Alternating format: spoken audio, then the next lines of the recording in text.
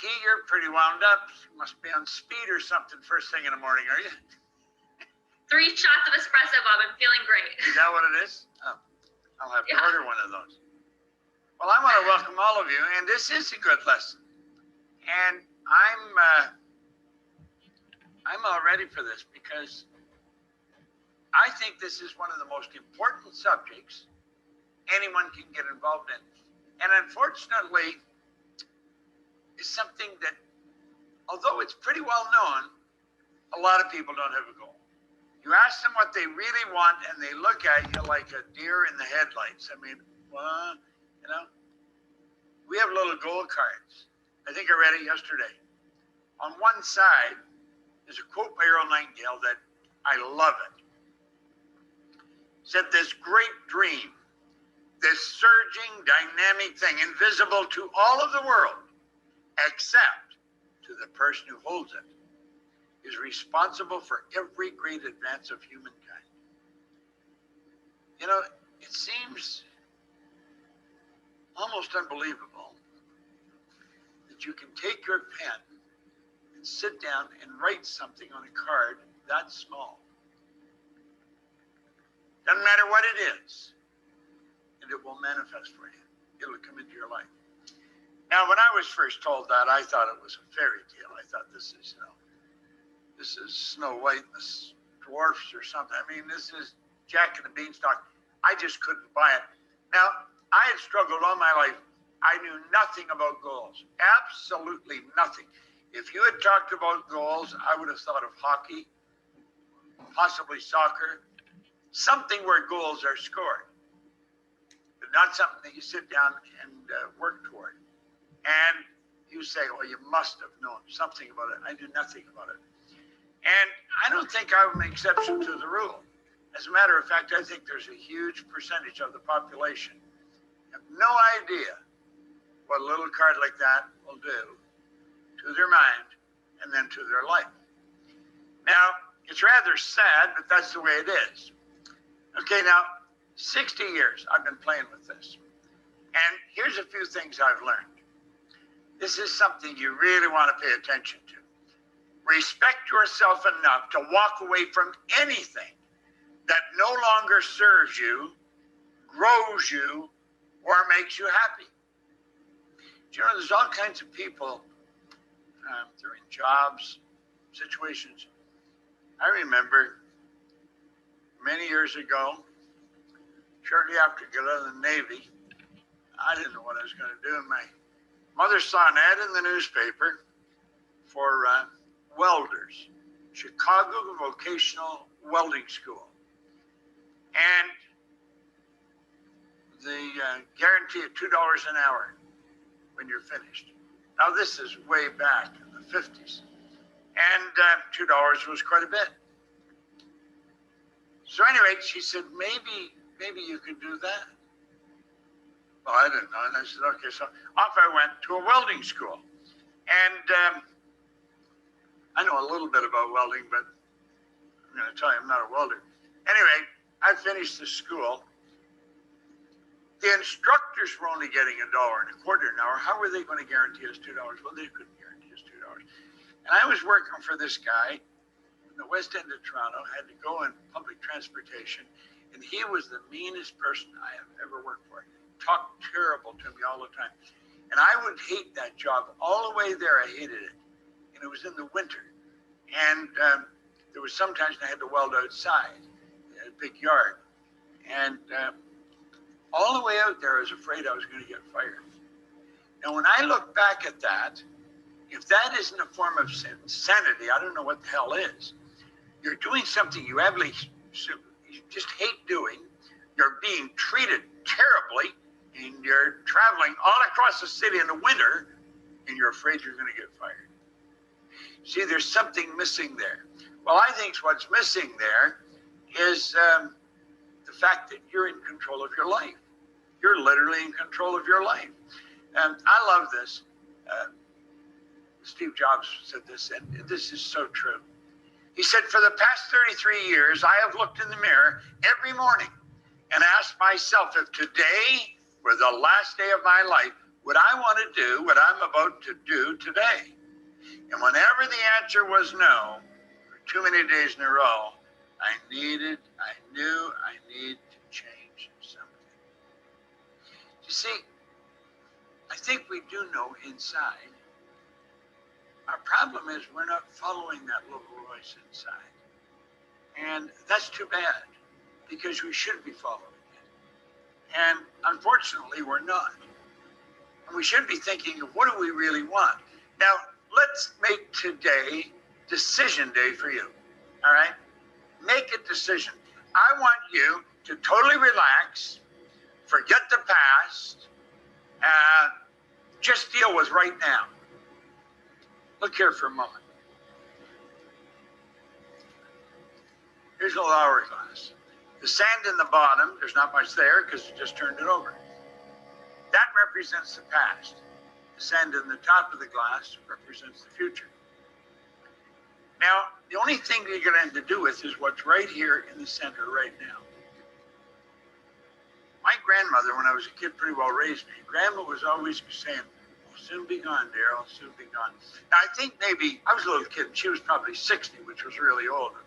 Since changed my perception of that. Anyway, Grandma was always saying, "I'll soon be gone." Well, we thought she was never going to go. And we didn't want her to, but she was always saying that. Grandma was with us until she was 94. 94. She had 34 years, and she's saying, "I'll soon be gone, I'll soon be gone." Now, there's another young guy, Bob Yates. I chummed around with him. And Bob turned 16, a little ahead of me, so he got his driver's license ahead of me. He was coming in the Kingston Road Highway with a bit of a panel truck and about 18 gallons of red paint in the back of the truck. He hit the abutment of a big concrete bridge. And that was the end of Bob Yates. There was red paint all over that bridge for years. It was a shock to everybody. 16. If you had asked him a half hour before how much sand he had left, he probably would have said a half a century furlong. He didn't have a half an hour. Here's Grandma at 60 saying, "I'll soon be gone." She went till she was 94. Do I know the truth? You don't know how much sand you got left. I don't know how much sand I got left. But I do know I'm here right now. Now, what we want to do is ask ourselves, what do I really want? What do I really want? Do you know a lot of people have trouble answering that? They have a difficult time answering it. And that's too bad. You don't have to know how you're going to get it. You don't have to know how you're going to get it. However, you must really know, or you must really want it, you see. Like, that is very important. Now, come back here. You don't have to know how you're going to get it. But you must really want it. When I sat down in 1973 in the den in my home on Maplewood Lane in Glenview, Illinois, and I wrote down, I'm going to build a computer operates all over the world, I had absolutely no idea how I was going to get it. And I didn't really have any serious doubts. I felt pretty certain I could do it because I had done a number of things up to that point. I had set goals and accomplished them. And I was pretty sure I could do it. Okay? Now, start asking yourself, what do you really want? It's so important. I'm going to ask you what these people have in common. Watch the screen, and you tell me what these people have in common.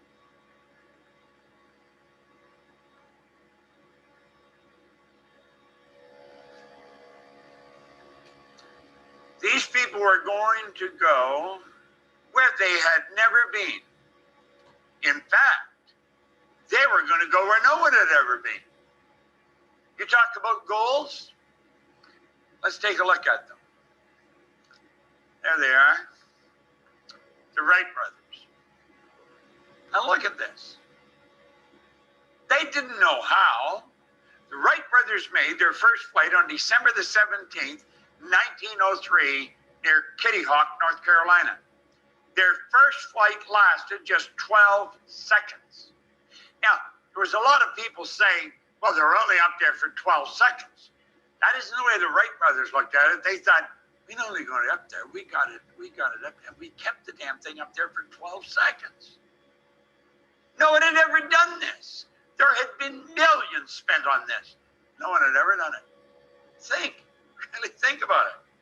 Stay with me here. Look at this. There's John Kennedy talking to Wernher von Braun, and he's asking him what it would take to build a rocket that will carry man to the moon and bring him back safely to Earth. And von Braun answered him just 5 simple words: the will to do it. They didn't know how. But you see, they knew if they set the goal, held the idea in their mind. Von Braun said the will to do it. The will is the mental faculty that holds one idea on the screen of the mind.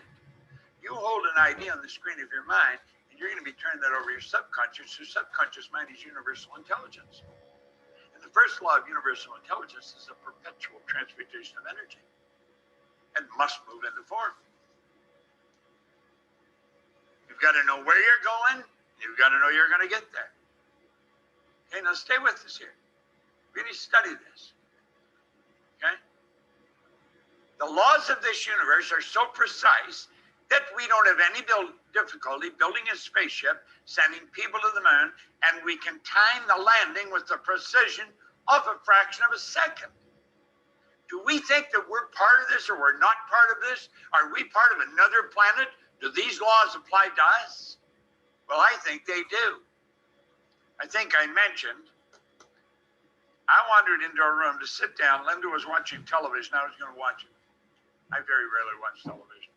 I just sat down. I wasn't there for 10 minutes. And I thought, I'm not going to watch this. And I got my phone ring as I was getting up. And it was Mikey. This is about a month ago. Mikey phoned me and she said, Bob, we have just gone into every country in the world. Now, I'm sitting here in a studio that we built. This is literally a television station. I can broadcast anywhere in the world from here. This place is so cutting edge, I'm telling you. Scott Edwards is running this studio, moving the cameras, doing everything that has to be done. He can do the editing, do the cutting, send it on out. Yet he's in Manchester, England, and I'm sitting in Toronto. This is all because we went to the moon. There were so many lessons learned by doing this. What are you going to do? Look, think. The very same laws will work in harmony with you if you work in harmony with them. To move whatever is required for you to manifest is into physical form, whatever will you desire. You see, we're working with absolute laws, and marvelous things will happen. Now stay with me. Look here. Just take a real good look at this. See that circle? That's the top of the world right there. That's sitting right at the top of the world. See these two guys? They stood there. That's Edmund Hillary and Tenzing Norgay. They went there in 1951 and failed. He's a beekeeper from Auckland, New Zealand. He was a beekeeper. He's going to do something that had never been done before. Do you know there's people embedded in ice at the top of that mountain that are never coming down? They were going to go to they wanted to climb Mount Everest, and they didn't make it. They died up there. They ran out of oxygen, and it's all over. Hillary went there in 1951. He failed. And he went home. The people thought he was right out of his mind when he went back in 1952. They said, you're going to kill yourself doing this. You're going to stop it. And you know something? He failed again. But in 1953, Edmund Hillary and Tenzing Norgay stood right on the top of that mountain. There they are. And look at this. They planted their flag right on the top of the mountain. Pretty amazing. They did not know how, but it was at 11:30 a.m. on May the 29th, 1953. Edmund Hillary and Tenzing Norgay had reached the highest point on earth. Hillary said, "To my great delight, I realized we were on top of Mount Everest, and the whole world was spread out below us." That's because they decided to do it.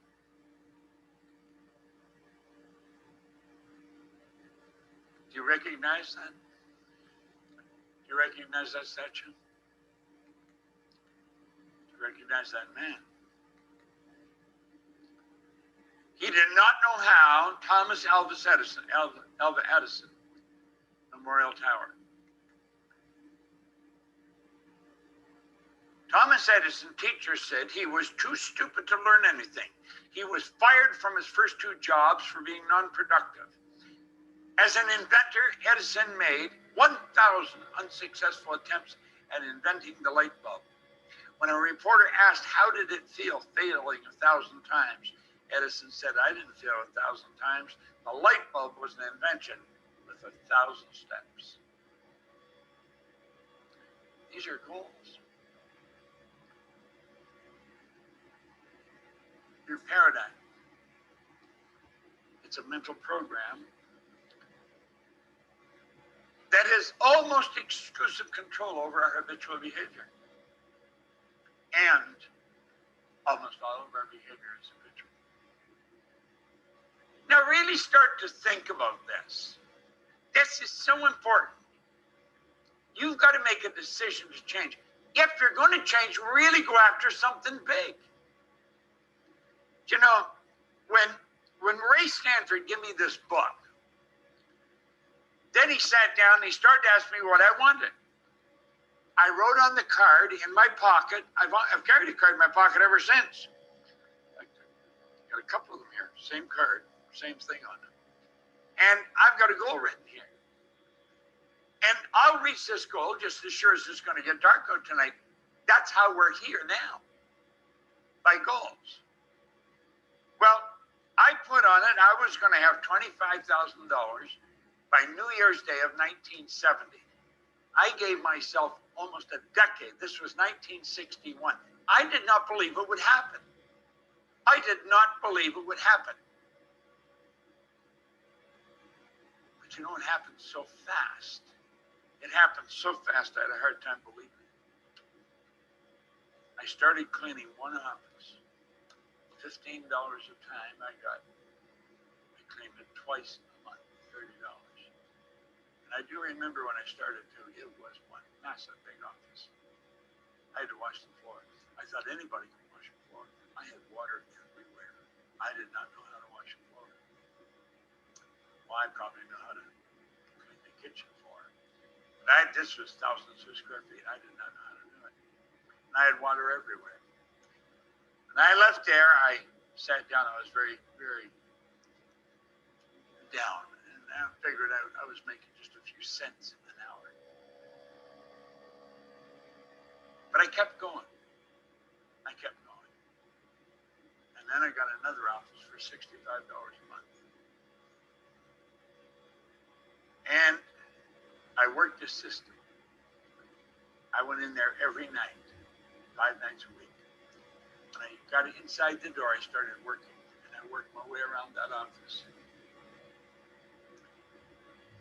And when I got around twice, I finished. And I would leave. I started to do it real fast. I worked out systems for cleaning an office. And I got it real fast. I was real fast at it. So I was deciding how much I'd earn. We charged so much to do the job. And if I did it real fast, I'd earn more money. I got real fast at it. You're going to make decisions. You're going to change something. See? When paradigms stay in control, nothing changes. We've really got to understand this. Goals are so vitally important. You have the opportunity to become very wealthy if you really pay attention to what you're doing. Now look at Eric Hoffer said, in times of change, learners inherit the earth. Well, the learned find themselves beautifully equipped to deal with a world that no longer exists. I worked with him in 1969. When he said that, I heard it and I burnt it into my mind. In times of change. See, in 1969, 1970, the world was changing very, very fast. And we thought it was going at a snail's pace relative to what we're doing now. But he said the learners will inherit the earth. I took that to be a metaphor for we'd be happy, healthy, and wealthy.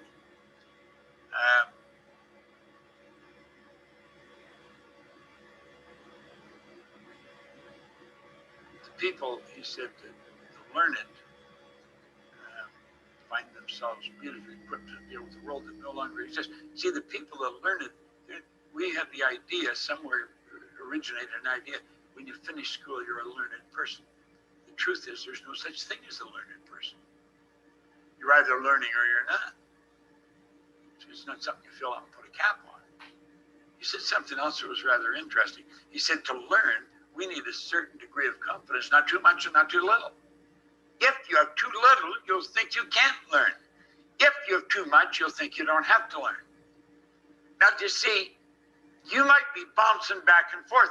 We're talking about financial independence this week. That means you have enough money, earn enough money that you really don't have to concern yourself with money. I am financially independent. I am. And when I started with this book, I was earning $4,000, I owed $6,000. I was in a mess. Now, it doesn't happen overnight, but you learn the rules and you can take control of yourself. The mind separates you from all other forms of life. That's what the mind does. Now, I've said that before, and I'll say it again. The mind separates you from all other forms of life. You see, you're a spiritual being, but you're unique. Everything spirit's omnipresent. So spirit's in everything. Spirit's in this book.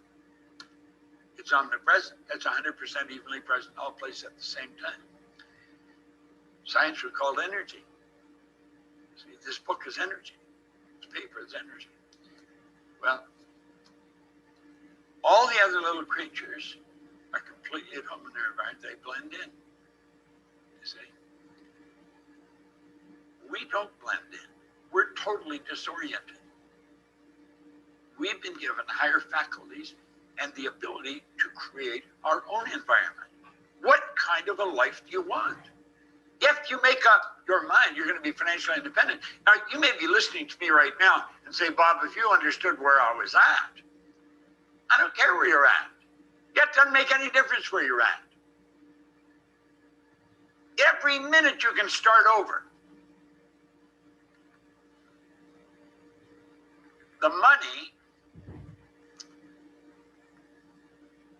is the most accurate tool that you get for measuring results. See, I'm all for checking results. It's very important. Now, this guy says you don't change things by fighting existing reality. Buckminster Fuller was a pretty bright guy. And he says you never change things by fighting existing reality. So quit fighting the situation that you're facing. Don't let the conditions or circumstance cloud your mind. Clear your mind. Quit looking at all that. I don't care how obvious that it is that you can't go further. You can go further. Never change things by fighting existing reality.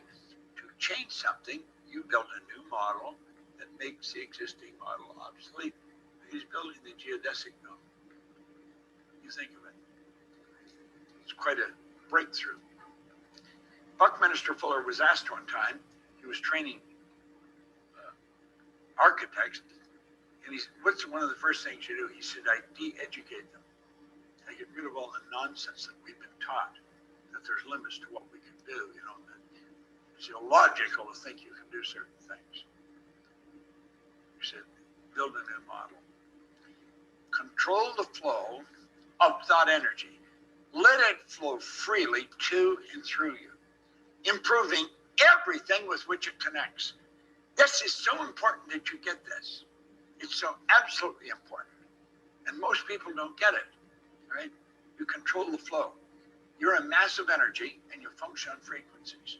Now I want you to think about this for a moment because it's very important. It really is very important. You're a mass of energy and you function on frequencies. Now, I want you to think, really think about this. This could be you. It could be me. Okay? Now, it's neither you or me, but it is an excellent example of what we're like. Our body is a mass of energy. It's a mass of molecules in a very high state of vibration. And it glows. There's energy flowing to and through us. You can even photograph the energy leaving the body. You're a mass of energy. It's unbelievable when you stop and think of what we can do. Most people are extras in their own movie. They don't even realize they're the star. They decide where they're going to go. You don't let somebody else decide that. Now pay really close attention to this. Most people are extras in their own movie. You've got to decide what you really want. You take control. You're the director of your life. What do you really want? It's so important and so misunderstood. Now, there's what most people want. They want time and money freedom. Time and money freedom. Now, Joel Barker, who wrote the book Paradigms, he said to be able to shape your future, you have to be willing and able to change your paradigm. This is so important. If you really want to become financially independent and you're having a little trouble with it, you got to change your paradigm. If you'll follow the direction we're going to give you, everything will change. Now, to deal with change in our fast-moving world, we must develop higher faculties. Now, look at Albert Einstein said the intuitive mind is a sacred gift. The rational mind is a faithful servant. We have created a society that honors the servant and has forgotten the gift. Now let's take a few minutes to talk about what separates us from all the rest of the animal kingdom. Okay? Remember I said they're completely at home in their environment? That's because they operate by instinct, which is perfect. We had instinct removed and we had higher faculties put in our mind. Now, this should be taught in school. It should be taught to an infant. An infant can learn this. If they learn anything, they can learn this as well. So we want to really think about this. So give this your undivided attention. Watch really carefully now. We're going to talk about these different mental faculties that we've got. Perception. When you change your perception of something, you're going to find that something will change. Change your perception of how you're going to approach your life from this point on, how you're going to approach finances.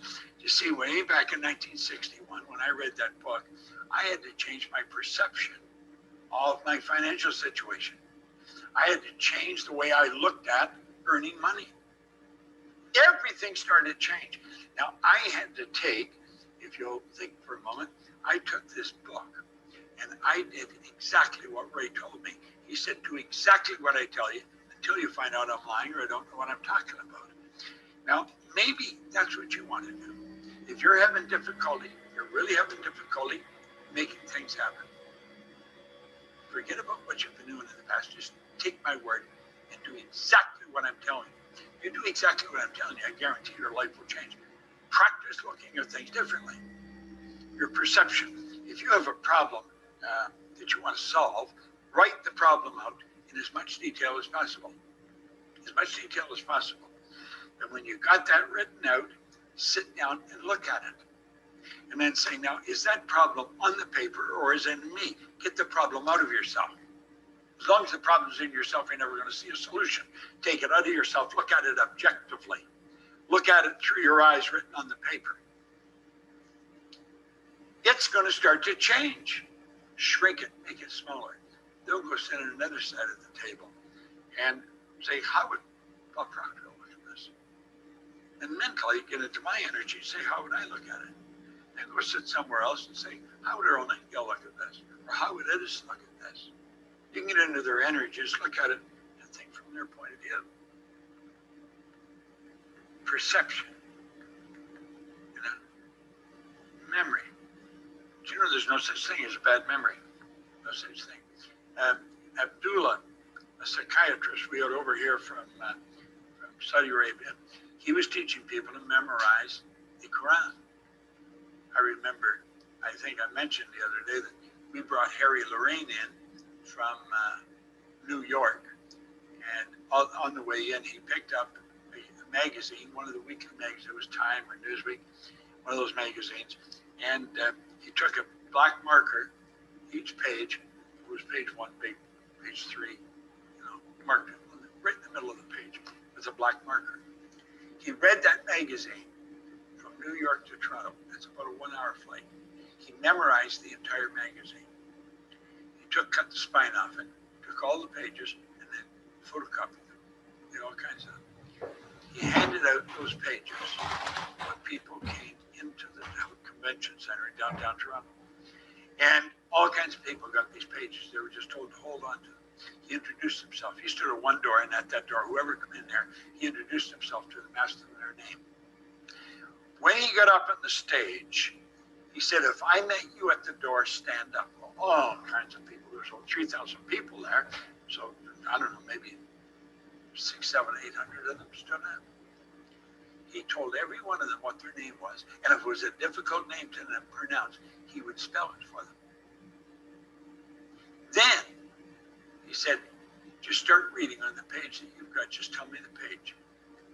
And you could stop anywhere, and he would pick up where they stopped. It was mind-blowing what he did. And he pointed out, everybody has a perfect memory. It's weak. We have weak memories. We got to develop them. You develop your memory through ridiculous association. Okay? Your imagination. Hill, in here, he said, it's the most marvelous, miraculous, inconceivably powerful force the world has ever known. Our imagination. Now think about this for a moment. Our imagination will take us anywhere we want to go. When we go back and think of Ed Hillary, he wanted to go to the top of Mount Everest. See, he knew he had some innate awareness. If he could see himself there, he knew he could go there. It's amazing the way you look at this. Okay? Everything operates on frequencies. Everything operates on frequencies. When your imagination takes you somewhere, when you go somewhere in your imagination, you're actually traveling somewhere, and you are going on a particular frequency. When you think of what you want, you see yourself with it. You have placed yourself on a certain frequency. By staying on that frequency, you start to attract to you everything that you need for the manifestation of that particular idea. Now that's what we're teaching here, okay? Reason gives us the ability to think. That's where we just pluck energy out of the no thing and build something in our mind. We take energy and create a picture of it in our mind. And we put all these pictures together until we build a picture of exactly what it is we want. Intuition is a marvelous tool. If I walk by you, I can tell you pretty well what you like. I can pick up your energy. I can read it with my intuitive factor. Now, if I can do it, you can do it. Anything you ever see one person do, you know you can do if you'll pay the price to do it. But you've got to pay the price. There's no free lunch. No free lunch. Intuition is the mental faculty that picks up vibration and translates them in their mind of what the vibrations are all about. Everything operates on a frequency. This book is vibrating. The book is vibrating. Okay? This pen is vibrating. Here we got a bottle of water. This is vibrating. Come on, look at that. I might as well take a drink. Let's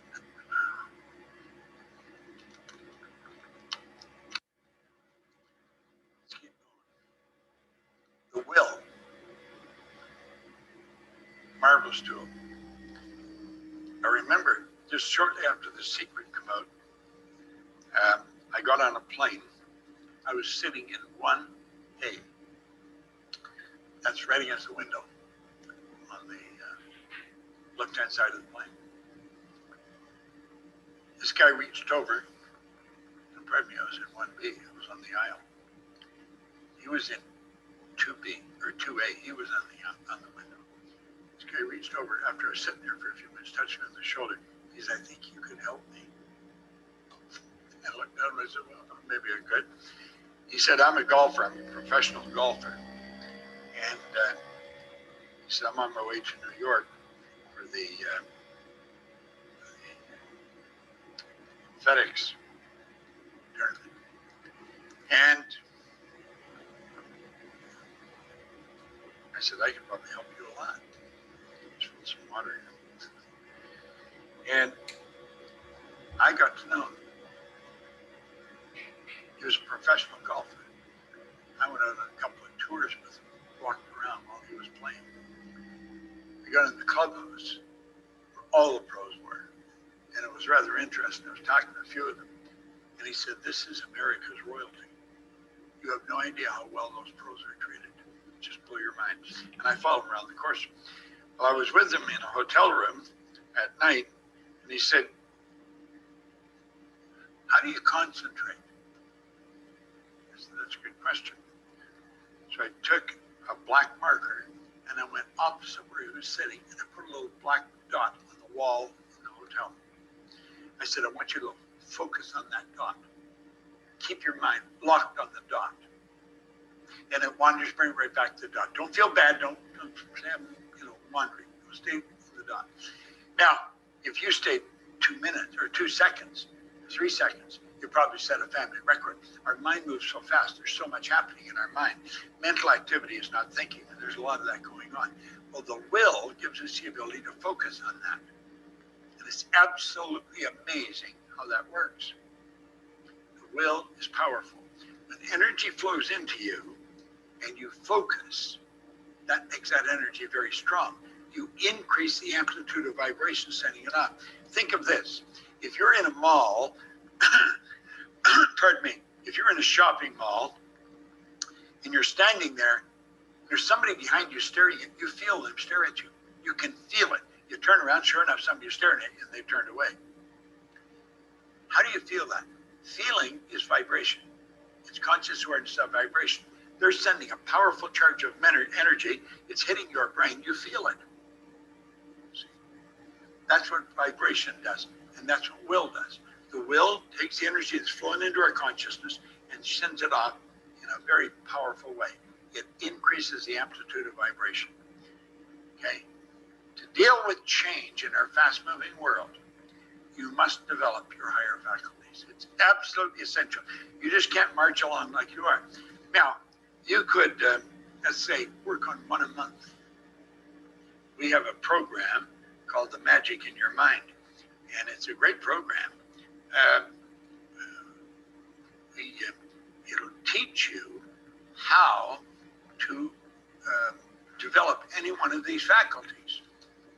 In fact, I just thought of something. If I think probably Mikey can put this together. We are forever trying to figure out how we can reach more people. When I first learned how I had changed, all I wanted to do was share it with other people.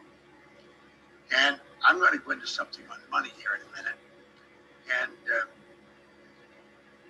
if you never seen it before, it's worth watching, and then you can go into it later. But if you anyone, right when this is finished, you get someone to sign up and come in and watch this, and we'll give you the magic in your mind. We'll give you a membership in it. I'm not sure how much it costs, $100, $500 or something like that. We'll give it to you, all right? I want you to get one person to sign up for this. Now, the 2 days that they've missed, they can watch that because it's all videotaped. It's all recorded, okay? I want to reach millions of people. I want people to change their life like I've changed mine. So this just come to my mind. Right when this is over, if you take and get one person, phone one person, you know this is good stuff. I'm going to go into money in a minute, and it's real good stuff, okay? Now, this doesn't happen by accident. Let's look here for a moment. Here we are here. There's all that knowledge in your conscious mind, okay?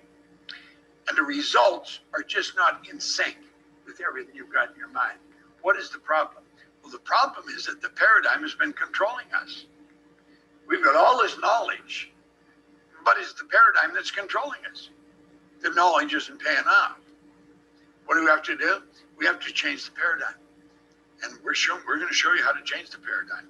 In fact, you're changing it while you're watching this, okay? Now, let's talk about the laws of compensation. We said we would talk about money. I'm going to talk about money. There are absolute laws governing compensation. Absolute laws, okay? These laws govern how much money you're going to earn. Look at it. I have an envelope here with some money in it, okay? I like carrying some money all the time. This stuff here, it's good stuff.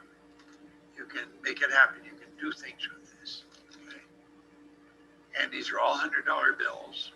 So I can exchange this for the service or product worth $100. And if I need more, I get a few more. Now you can get a never-ending supply of these. You really can. You know something? I have found, maybe it doesn't work for everybody, but it works for me. When I carry a little bundle of money around, I feel a little better about me because I never had money for so long. I was always broke. It's like I said yesterday, I was always hitting somebody up for a couple of bucks for gas. So let's look now. Watch this really carefully. The law of compensation clearly states the amount of money you earn will always be in exact ratio to three things: the need for what you do, your ability to do it, and the difficulty there will be in replacing you. Now think about this. It's the need for what you do. Do you know, I've been in Shanghai, I've been in Buenos Aires, I've been in Singapore, I have been in Kuala Lumpur, Kota Kinabalu, I've been in Germany, all over Europe, all over Great Britain, North America, South America. I've been all over the world. Everywhere I've gone, people need what we've got. Everywhere I've gone, everywhere. There's a tremendous need for what we do.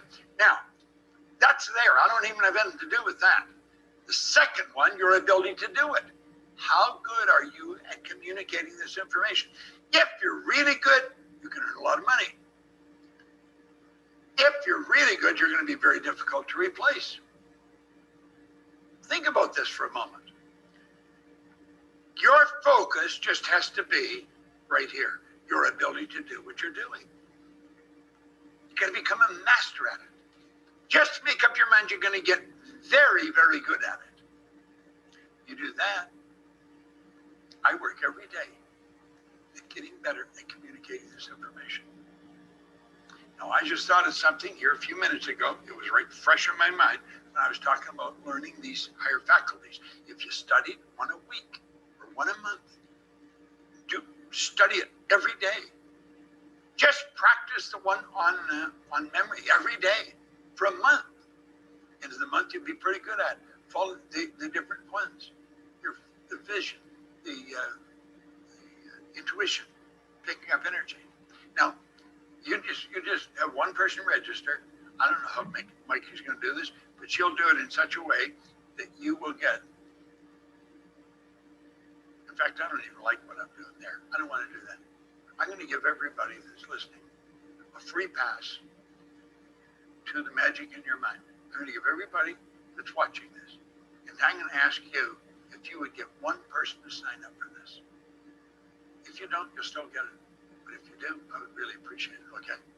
Now, you get really good at what you're doing. And you know something? You start to earn a lot of money. Everybody wants freedom. Everybody wants freedom. They want time and money freedom. You'll be amazed how much free time you'll have when you never have to think about money.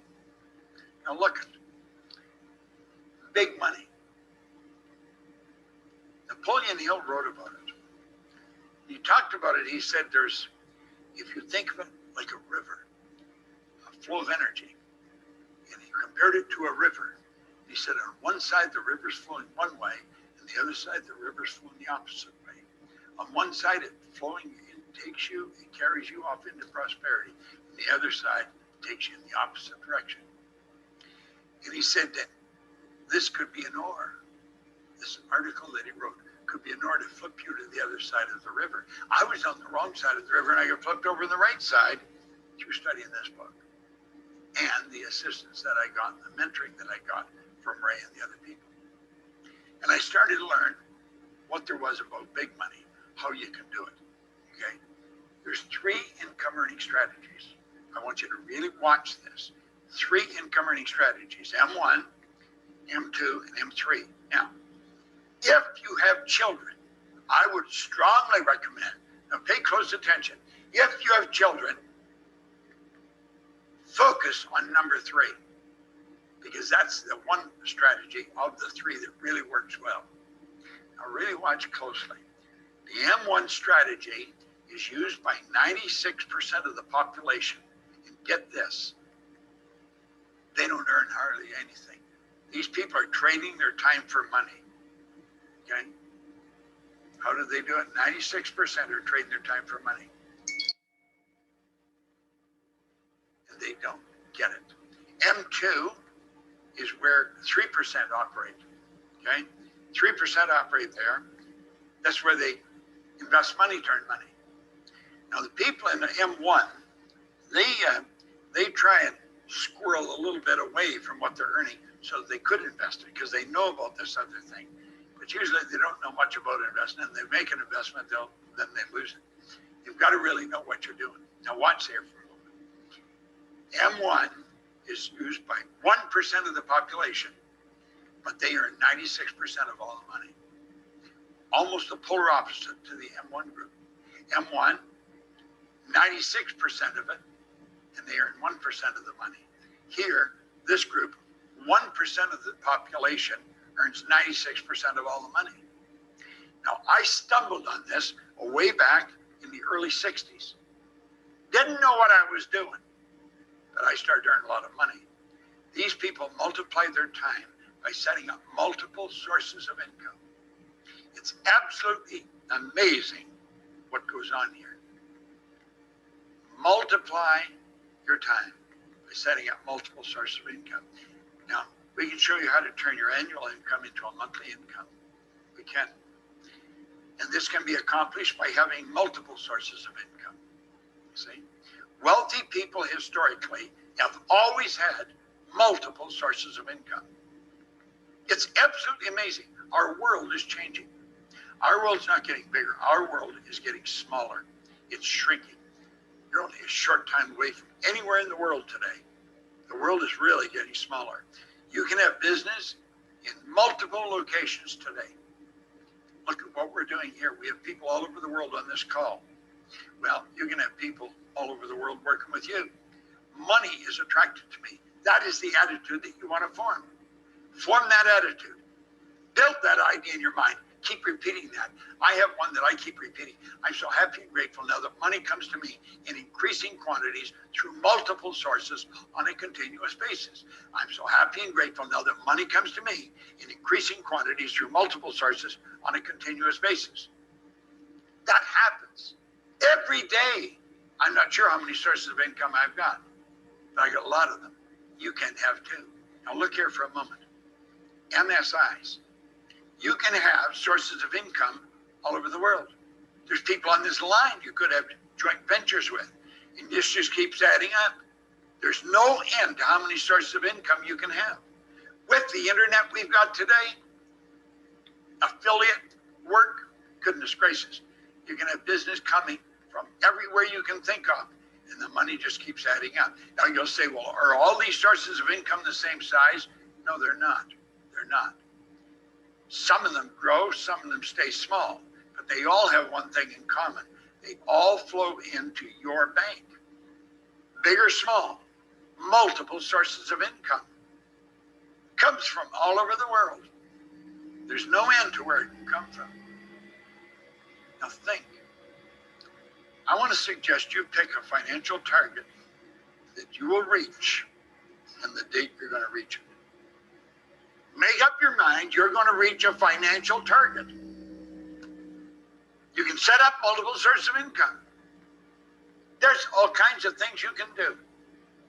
We send mailings out all the time with great opportunities. I'll show you a great opportunity before you finish this week.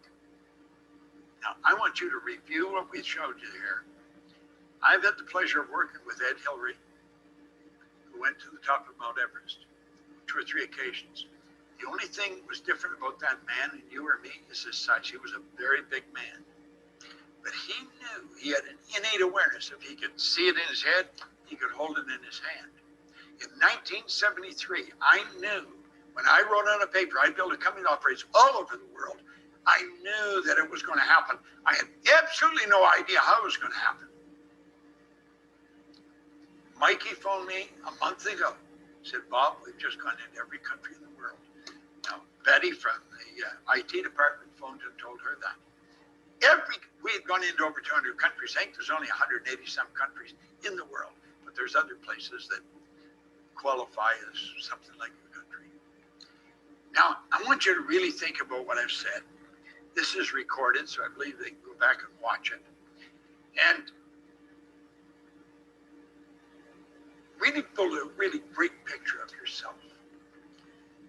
See yourself with everything you want, but make certain that you sit down and write what you want on a card. Write whatever you want on a card. If it's money you want, we're showing you how to get it. The information I shared today is very, very valuable information. You can have anything you want. There's no free lunch, you gotta work. You gotta put your heart into it. And it just keeps getting better. I look forward to be back tomorrow, but right now I'm gonna turn you over to our illustrious host, and she's gonna turn you over to a guy that I met, I don't know, some number of years ago. And he is probably one of the very best students I'll ever find. Well, both these people, both Mikey and Arash, they're just phenomenal students. I remember one day I'm standing in a seminar and Mikey asked me something about what I studied. And I gave her a book that I was reading, and it was pretty heavy stuff. And she started studying. Her whole life has changed. So is his. He's our Senior Vice President of Sales. Mikey is our Chief Operating Officer. This guy's our Senior Vice President of Sales. He's a great guy, Arash. Go ahead, Mikey. It's all yours. All right. Thanks so much, Bob. And I am going to bring Arash on to really break this lesson down. Let's cover the importance of goals, how it's changed your life. And I know you have a daily assignment for us as well. Sure. You know, I always go back to the story whenever I'm stuck. Arash. Go ahead, Bob. Arash. Sure. We're going to give everybody these lessons on the magic in your mind. So you can study each one of those higher faculties. And I'm going to ask everybody to phone, as soon as you get off this lesson, phone a friend and get them to sign up for this week. And they'll have the ability to watch the last 2 days. It's all yours, Arash. All right, thanks, Bob. You know, Mike, every time I hear Bob talk about goals, it always takes me back to any time I've been stuck. Bob always says to me, you're not operating with a goal. I cannot begin to tell you guys how vital this lesson is, and I want you to watch it over and over again, because our goals are not a wish or a hope. You want to start living from that goal. You want to start living how you want to live, like what Bob was just saying. So you and I are always talking about goals, and Bob is always talking about what is the goal. And then all you want to do is spend all your energy, all your time on how I can. How can I be that person? What can I do? Forget about the how. The how is not up to you. The how will show itself when you really commit to the goal, because the why is going to get you to move. I love how Bob said, Mike, that make today decision day. Like, encourage all of you, make a decision of what your goal is and commit with your whole heart that it is a done deal. And then you live from that state. You live from that person. You live from that discipline. You live from that activities every day to get the goals. And our goals are an obsession. You want to really think about goals as when you wake up in the morning, you'll know when you have a definite goal because it's an obsession. You're thinking about it. You don't know how it's going to happen, but you're thinking about, what can I do? Who do I need to call? What do I need to study? And then you'll become relentless with it. I love that, Araj. At the beginning of the call, Bob said, what do I really want? What do you really want? And how so many people don't know what they really want. And that's sad because they can't live out their purpose. They can't live a life that they really love if they can't discover what it is that they want. So that's where the very beginning steps of setting a goal come from. Can you talk about that and what to do first?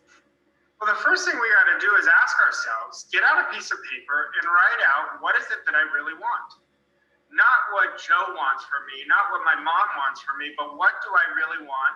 And then you commit your whole heart to it, And, this will come right into the exercise I have for today that I'll give you, because this is really what it is number one, I want you guys to write out your goal 50 times in the present tense of what it is you really want. I'll give you an example.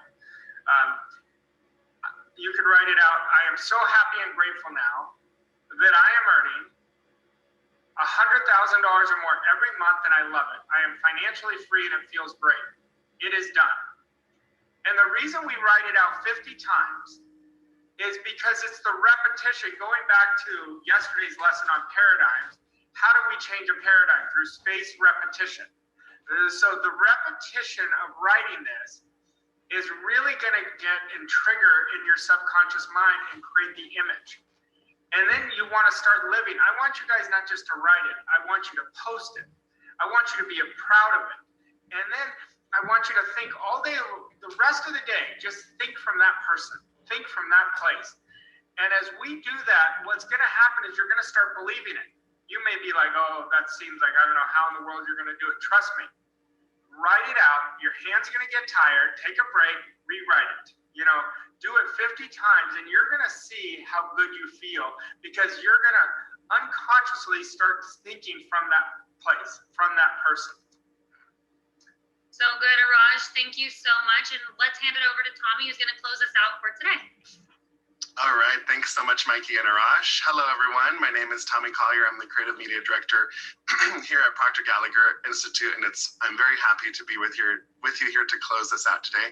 Hey, shout out to everyone watching over on YouTube. We are so glad you're tuning in with us, and you are more than welcome to keep watching right over there this week. But we want to invite you to come register for the training using the link in the description below the video there on YouTube, and come and join us in our Facebook group so that you can receive